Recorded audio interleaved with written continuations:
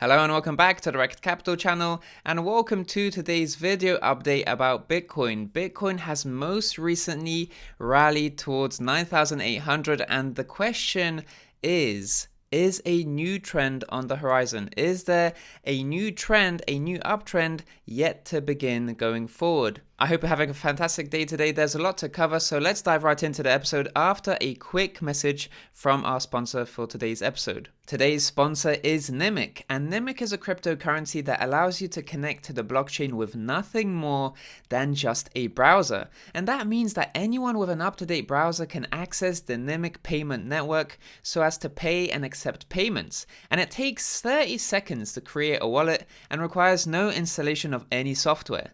And one of the major ways Nimiq differs from other cryptocurrencies like Bitcoin or Ethereum is that it does not require a third-party node to send transactions directly from the browser. Nimiq's browser-first blockchain approach is a major step in making blockchain payments so much simpler and easy to use. And that being said, Nimiq has been hard at work and has some exciting releases and developments coming up. In a couple of months or so, Nimiq's block reward will be reduced, making the coin drastically more scarce. And later this year, Nimiq will be launching Oasis, which is a non-custodial technology that will help users seamlessly convert their fiat to both Bitcoin and the native NIM token serving as digital cash. But also, Nimiq will be transitioning to a proof-of-stake consensus algorithm later this year as well. So check out Nimiq's website to learn more, and feel free to follow them on Twitter and join their Telegram and become a part of their engaged community by visiting the links in the description down below. So let's dive right into the video, guys. Here is a monthly range for Bitcoin, 7,770 to 9,300, and the significance of this range is that we are maintaining the top of this range, the range high of 9,300, as a support. So we're seeing continued buy pressure at this region of 9,300, even though on the weekly time frame we've been dipping below this level for a while now. We've been consistently dipping just to tap into those buy orders, to that liquidity, so as to just generate that buy pressure that will allow for price to return back above 9,300 on the weekly time frame, just in time for the weekly close above 9,300. And this has been a very positive price development, but we've been struggling to breach 9,650. And as you guys know from my previous videos, 9,650 is a key reference point for directional bias. We'll be talking about this in a moment as well, but for the time being, we've just been in a narrow range, consolidating within a narrow range, wicking towards the upside past this very narrow range of 9,300 to 9,650, wicking towards the upside over here and over here, but also wicking towards the downside in the past 2 weeks as well. So a very narrow range. We're probably going to see some price compression. We're already seeing it, but we're going to see some further consolidation, and also this price compression is going to precede a stronger move from Bitcoin. So a strong move from Bitcoin will negatively impact altcoins, because all these altcoins are predicated on Bitcoin not doing much and just consolidating within a range like we're seeing right now. So we're seeing this price compression. We're probably going to see a strong move soon, but we need to see a weekly close relative to these two levels. If we see a weekly close below the range high, we'll probably see a breakdown, and of course a weekly close above the green level here, 9,650, will probably see a return towards this red region over here. So 9,650, a very important reference point for price. We have to state that 9,650 is a resistance. It is a point of rejection at the moment, and we can actually see this in a bit more detail over here, because we've seen rejections from 9,650 and we've seen failed retest attempts from 9,650 as well. And at the moment, we've been curling up for the past 2 weeks or so just to return to this level so as to test it as a resistance. So if we see a weekly close below 9,650, we'll see a following through on this black pathway. But of course, we have to bear in mind that we are in this range right now, 8,700 to 9,650, roughly speaking. So a break up from 9,700, 9,650, we'll probably see a return towards this red supply zone. But of course, that only awaits once we have that confirmed break on the weekly time frame. But it is good to see this sort of curling up in the price action. This is a morning star like formation.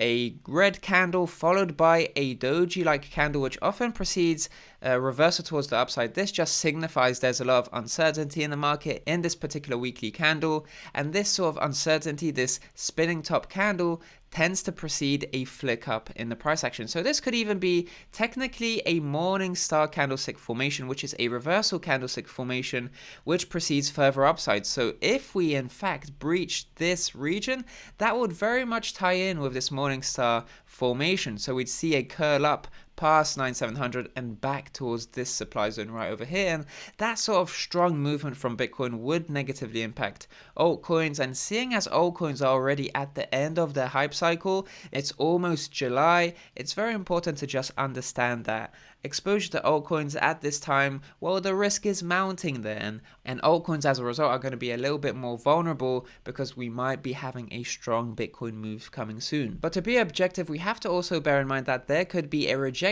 from 9650. We might not close above this level, which could of course set price up for rejection, and a rejection could lead price all the way back to 8700, and of course a breakdown from 8700 could lead to a return to around this region as far as 7770 and to even 7250. But we're getting ahead of ourselves at the moment because it's all about this range. Bitcoin has only just been consolidating within this range, and it really wants to leave it this week. It wants to break past this level, but of course a weekly candle close is important here.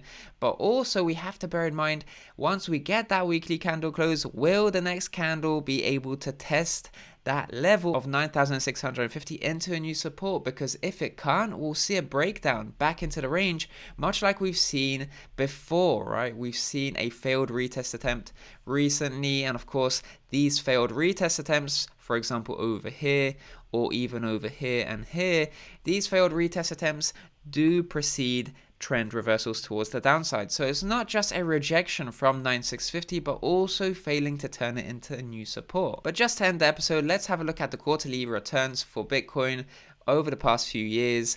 Quarter one has been a tough time for Bitcoin historically speaking, but quarter two has definitely been more of a positive quarter for Bitcoin returns, and Bitcoin tends to just outperform in the market. It tends to do very well during quarter two in every single year since 2014. But when it comes to quarter three, and this is what we need to bear in mind, is that we tend to see quite a bit of downside. Of course, for the past few years, we've seen a downside of around 8 to 9%, which isn't really significant. Only in 2014 we've seen minus 40%, and last year in 2019 we've seen 20%. So there is a likelihood, there is a greater chance, just looking at these statistics, there's a greater chance, a higher likelihood that we'll see some downside from Bitcoin, that will have a down quarter compared to what we've been seeing this quarter, because this quarter has been really good, not only for Bitcoin as it's recovered since its strong sell-off in March, April of this year. It's had a nice recovery, and so have altcoins. Altcoins have also recovered quite nicely. They've been making astounding gains this quarter, but we have to bear in mind that this sort of price action in quarter two could in fact precede some negative price action in quarter three. And the only time that this didn't really happen was in 2017, where we saw a confirmed bull market. We saw Bitcoin doing extremely well during that year, where we just saw gains upon gains every single quarter, and this was definitely a confirmed bull market. Whereas now we can't really compare 2017 with 2020, because 2020 hasn't really established a trend. It hasn't really established whether it's in a bull market or not. 2017 was in fact a confirmed bull market, so we've seen such strong gains there. But in 2020, for Bitcoin to really enter a confirmed bull market, it has to breach above 12,000 and beyond. There are a few resistances that are quite major on the way before Bitcoin is able to confirm a bull market. But in any case, this is just something to bear in mind as we approach the next quarter. So it's interesting to think about how could this potentially translate into price, how this could potentially showcase itself in price on a technical level. Well, if Bitcoin rallies towards this level and rejects once again, then we'd probably see a return back to 9650, a potential failed support test over there, and a breakdown back into the range. And that's the sort of of price action that I could envision for a negative start to the quarter, rejecting from here and then starting the quarter from a downtrend into these levels. The other scenario is that we might not even see a breakout from this range. We'll just see a rejection from here and then dwindling back into the lower part of this range, and to just break down from this range and return to the green arrow over here. So those are a few scenarios as to how we could start off with a negative quarter 3, but of course we have to bear in mind how this range will resolve itself. But having said that, that's about it for today's video. Thank you so much for watching today. Please consider dropping a like, and of course subscribe for more videos like this in the future. I'm Rekt Capital, and I'll speak to you in the next video. Speak soon.